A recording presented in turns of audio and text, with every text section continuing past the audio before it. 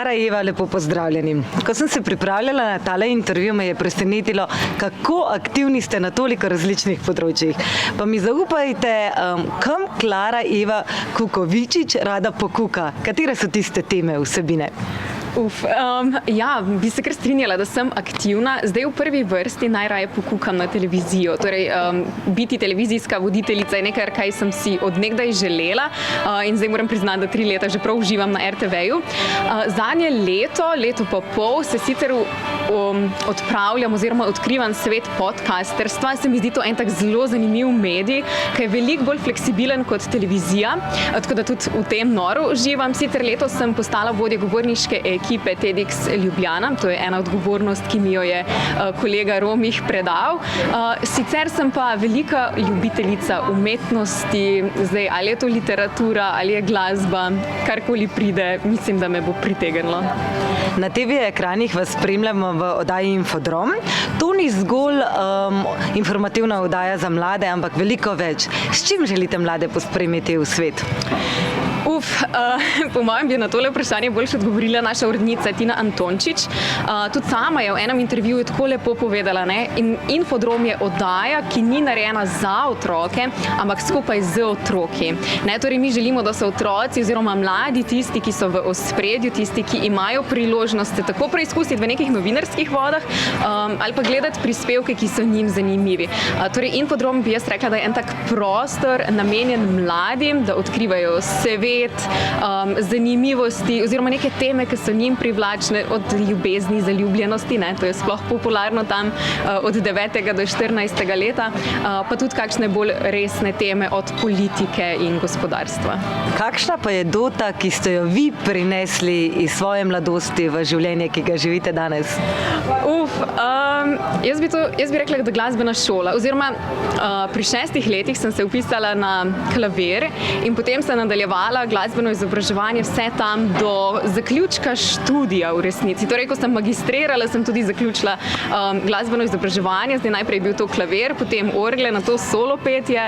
Tako da bi rekla, da otroštvo mi je dalo predvsem to neko ljubezen do glasbe, do umetnosti.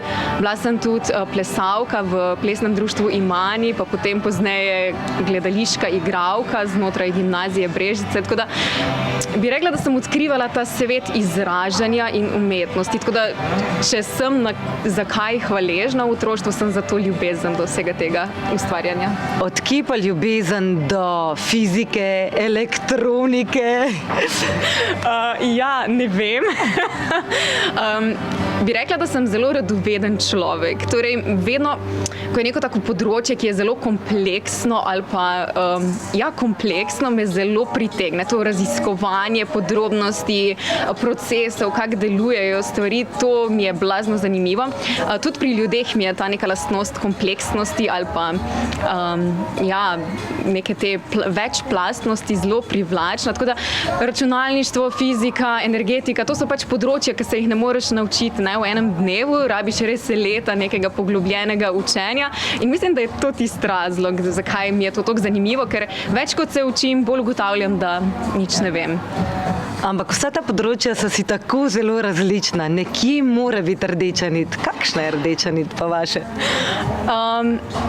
Bi rekla glih da vsa ta področja združuje v resnici moje ljubezen do raziskovanja in odkrivanja nečesa nepoznanega. Tako, moram sicer reči, da to so področja, ki so mi mogoče zanimiva, recimo konkretno računalništvo. Sem bila v IT svetu približno 3-4 leta in v tem času sem se naučila neke osnove, dotaknila raznih procesov, funkcionalnosti. Potem sem ugotovila, zdaj sem usvojila, kar pač sem usvojila, dlje ne grem, ker pač bo že preveč. No? Tako da bi rekla, ta neka nenehna želja po odkrivanju nečesa novega je tisto, kar je prisotno na vseh področjih, tudi v umetnosti, ne nazadnje. Kako pa vsa ta znanja, ljubezni, strasti prenašate v življenje, v vaše delovno okolje? ne tako dobro, kot bi si želela včasih. Je pa zelo velik plus, da si aktiven na večjih področjih. Čist konkretno, iz ljubezni do računalništva ali pa mogoče do energetike so se odkrila oziroma začela neka nova sodelovanja. Zdaj sem postala podcasterka oziroma zdaj 1 leto nazaj sem postala podcasterska na Jedrska si, kjer pač imam proste roke, da odkrivam svet energije, energetike, kar mi je seveda super in zelo podobno se odražajo tudi zadeve na drugih področjih. Ne? Recimo, ko odkrivam umetnost, se mi potem pojavi kakšen dogodek, ki ga lahko moderiram z področja literature, umetnosti. Tako da bi rekla, investicija v znanje je najboljša investicija. Dotaknili smo se že kar nekaj področji. Jaz sem zasledila, da pišete tudi knjigo, ki bo še letos ogledala luč sveta. Nam morda lahko zaupate kaj več? Lahko. Ja, pisanje je pa nekaj, kar me tako kot glasba spremlja že od malega. Namreč, ko sem začela hoditi v osnovno šolo, mi je mami podarila dnevnik. In je rekla, Klara, to so zdaj prazni listi, na njih lahko napišeš karkoli ti leži na srcu, na duši. To je zdaj tvoj prostor za izražanje. No in takrat je bil meni ta koncept pisanja dnevnika tako zelo privlačen, da sem to počela, oziroma še vedno počnem, sicer ne tako pogosto kot mogoče v osnovni in srednji šoli, ampak še vedno pisanje je tisto, ki me na nek način sprošča, s pomočjo katerega odkrivam tudi sama sebe, se dotaknem nekih tem, ki jih želim malo bolj raziskati, poglobiti. In potem sem iz tega pisanja zelo tako osebnega prešla na pisanje kratkih zgodb.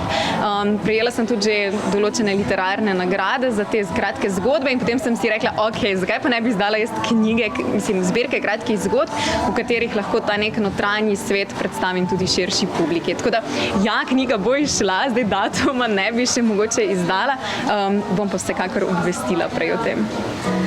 Kje pa se vidite v bodoče? Če sem povsem iskrena, na televiziji. Torej, ko sem bila mala in sem gledala te ikone slovenske televizije, sem rekla, to bom pa jaz, ko bom velika. In za tem še vedno stojim. Torej, televizija je medij, od katerega se ne bi želela ločiti.